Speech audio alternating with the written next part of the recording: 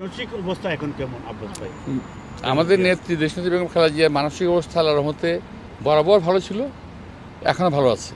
উনি মানসিকভাবে অনেক শক্তিশালী আছেন, এখন শক্ত আছেন। উনি এই মুহূর্তে আপনাকে পেয়ে আপনাদের দলে একজন শীর্ষ নেতা রাজনীতি করার নির্দেশনা দিয়েছেন কিনা, অথবা দেশের প্রতি মানুষের প্রতি রাজনৈতিক কোনো কথা আমরা বলি নাই, তবে উনি আমাকে জিজ্ঞেস করেছেন যে দেশের বর্তমান অবস্থাটা কী আছে এখন। তো দেশের বর্তমান অবস্থা কী আছে এটা তো মাত্র আমি দুদিন আগে আসছি, এখন এর মধ্যে খুব একটা পরিবর্তন হয় নাই। দেশে একটা নির্বাচনী কথাবার্তা হচ্ছে, এইটুকুই, আর কিছু বলার নেই ওনাকে।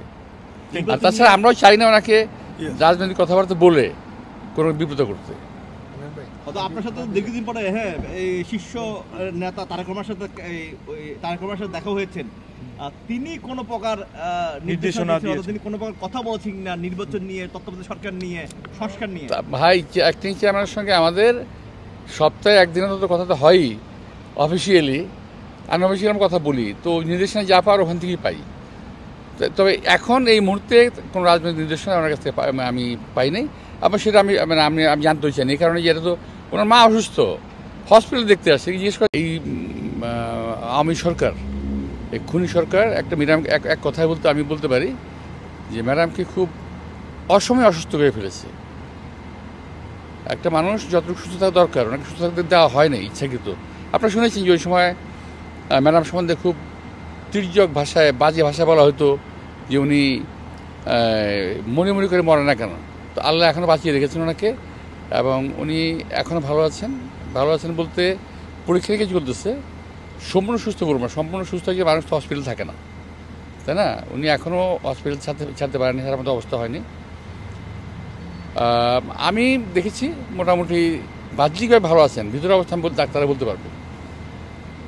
তো আমি সুস্থতা কামনা করি ওনার, আশা করছি সুস্থ হয়ে উঠবেন। দেশবাসীর কাছে দোয়া চাচ্ছি ওনার জন্য, যে উনি সুস্থ হয়ে উঠবেন, যেন দোয়া করেন।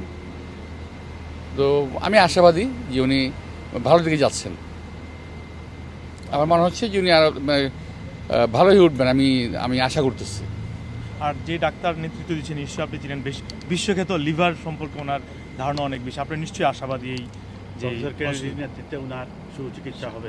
আপনারা কতটুকু? অ্যাকচুয়ালি বিশ্বের একজন সেরা প্রফেসর আমি জানি, ডাক্তার, নামটা আমি সঠিক বলতে পারবো না, প্যাট্রিক কেনেডি।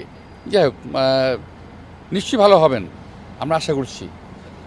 আর নিশ্চয়ই পরিবারের সদস্য যদি এখানে রয়েছেন, অনেকদিন পরে দেখা হয়েছে। না, এটা তো বাস্তবতা যে ওনার আমরা তো ওখানে ওনার সঙ্গে খুব সীমিত পর্যায়ে দেখা করতে পারতাম, আর এখানেও একই অবস্থা। তবে এখানে সবচেয়ে বড় আশাবাদী বিষয় আমি আশাবাদী এই কারণে যে এখানে উনি ছেলে পেয়েছেন। যদিও আমরা খুব দুঃখের সঙ্গে বলছি যে ওনার একটা ছেলেকে হারিয়েছেন, উনি পক্ষে হারিয়েছে, এটা খুব দুর্ভাগ্যজনক ওনার জন্য। একটা জীবিত অবস্থায় ওনার একটা ছেলেকে উনি হারালেন।